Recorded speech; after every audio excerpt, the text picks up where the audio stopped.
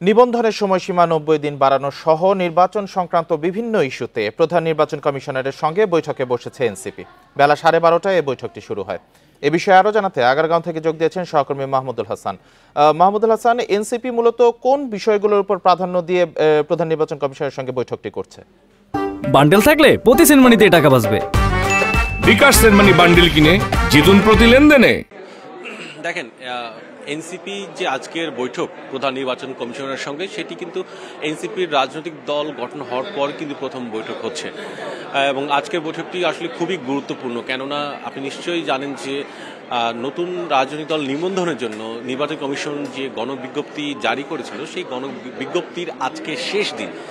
সুতরাং যেহেতু এখন পর্যন্ত এনসিপি কোনো আবেদন করেনি, যে কারণে গত বৃহস্পতিবার এনসিপি লিখিতভাবে নির্বাচন কমিশনে আবেদন জানিয়েছিল যে সময় বৃদ্ধি করা হয় 3 মাসের।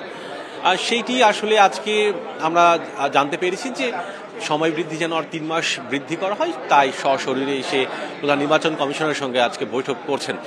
অন্যদিকে আরও বিষয় যে আলোচনা হবে তা তো অবশ্যই যে আগামী যে জাতীয় সংসদ নির্বাচন হবে, সেই নির্বাচনের সার্বিক বিষয়ে আলোচনা হবে। বিশেষ করে আমরা জানতে পেরেছি যে নির্বাচন কমিশন গঠন নিয়েও কিন্তু আলোচনা করবেন এনসিপির নেতারা।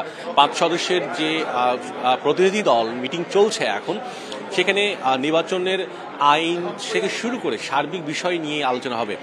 এবং একই সঙ্গে এই কথাটি জানিয়ে রাখতে চাই যে যেহেতু আজকে গণবিজ্ঞপ্তির শেষ দিন নতুন দল নিবন্ধনের, সুতরাং এই সময়সীমা আরও বাড়বে কি না সেটি আসলে দিন শেষে জানা যাবে। তবে এখন পর্যন্ত যে তথ্য আছে তা হলো যে 60টি রাজনৈতিক দল নিবন্ধনের জন্য আবেদন করেছে এবং দিন শেষে আসলে জানা যাবে যে কতগুলো রাজনৈতিক দল আবেদন করেছে এবং সময়সীমা বৃদ্ধি করা হবে কিনা।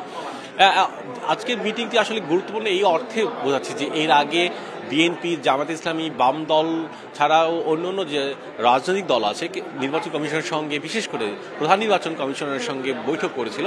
নতুন রাজনৈতিক দল হিসেবে, তরুণদের নতুন রাজনৈতিক দল হিসেবে আসলে আজকে বৈঠকটি প্রথম বৈঠক হচ্ছে। সুতরাং বৈঠক শেষে আসলে বিস্তারিত জানিয়ে দিতে পারবো যে কি বিষয়ে আলোচনা হলো। তবে এইটুকু বলা যেতে পারে যে নির্বাচনের সার্বিক বিষয় নিয়ে আসলে আলোচনা হচ্ছে এখন।